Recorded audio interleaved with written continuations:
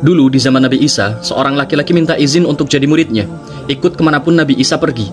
Nabi Isa mengiyakan dengan syarat semua rizki yang mereka dapat harus dibagi dua. Laki-laki ini pun membawa 3 potong roti untuk bekal perjalanannya.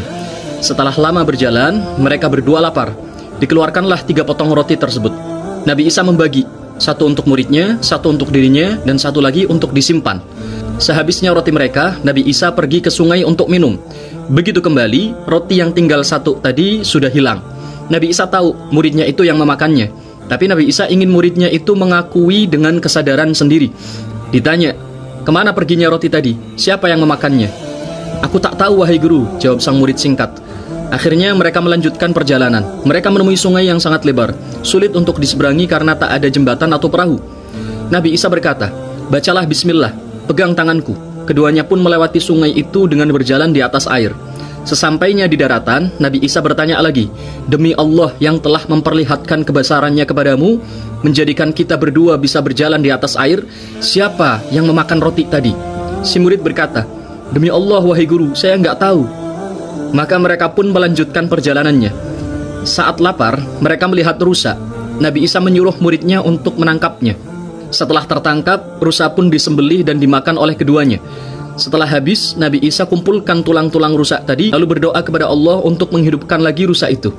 Rusa itu pun kembali hidup dengan izin Allah dan langsung lari. Nabi Isa berkata, demi Allah yang telah menunjukkan kebesarannya kepadamu, siapa yang makan roti tadi? Si murid menjawab, aku tak tahu. Maka mereka pun melanjutkan perjalanan. Di saat mereka istirahat di sebuah hutan, Nabi Isa mengambil tanah dan kerikil, lalu berkata, jadilah emas. Maka dengan izin Allah, semuanya berubah jadi emas.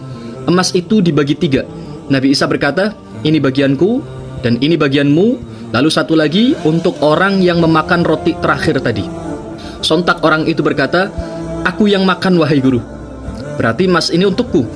Nabi Isa pun memberikan emas tersebut kepada muridnya. Nabi Isa berkata, apa kau mau juga emas bagianku ini? Si murid menjawab, mau. Kata Nabi Isa, jika kau ambil, maka kita harus berpisah sampai di sini. Sekali lagi kau pilih ikut bersamaku atau ambil emas ini tapi kita pisah. Emas, jawab si murid tegas. Maka mereka pun berpisah. Ketika si murid hendak pulang membawa emas yang sangat banyak, dia dihadang oleh 2 begal, menodongnya untuk menyerahkan semua emasnya. Dia pun bernegosiasi. Ini emas yang sangat banyak, gimana kalau kita bagi 3 saja tanpa harus ada pertumpahan darah? Akhirnya mereka setuju, emas dibagi 3. Tengah hari, mereka bertiga mulai lapar. Satu orang ditunjuk pergi ke pasar membeli makanan dan minuman untuk dimakan bersama. Sedangkan 2 lainnya tetap di lokasi istirahat sambil menjaga emasnya. Maka ketika satu orang ke pasar, 2 yang menjaga emas berkomplot. Gimana kalau nanti dia datang dari pasar, langsung kita bun aja. Lumayan buat nambah jatah emas kita. Mereka berdua pun setuju. Sekembalinya orang tadi dari pasar, dia langsung disergap dan dihabisi. Ketika satu orang sedang menyeret jasadnya, dia ditikam dari belakang sampai meninggal.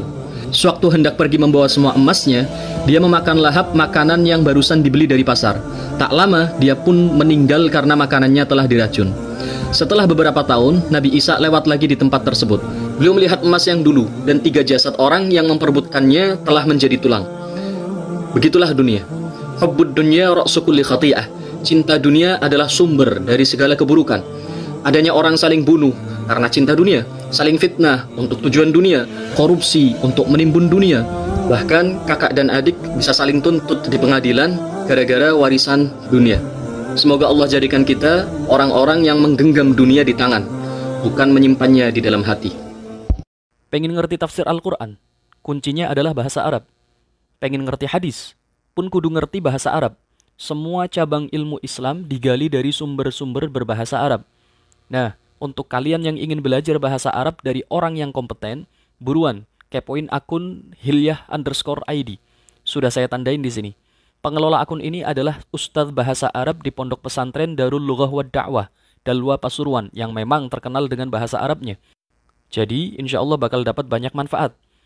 Belajarlah bahasa Arab agar kau tahu bahasa agamamu, juga bahasa yang akan kau gunakan di sorga.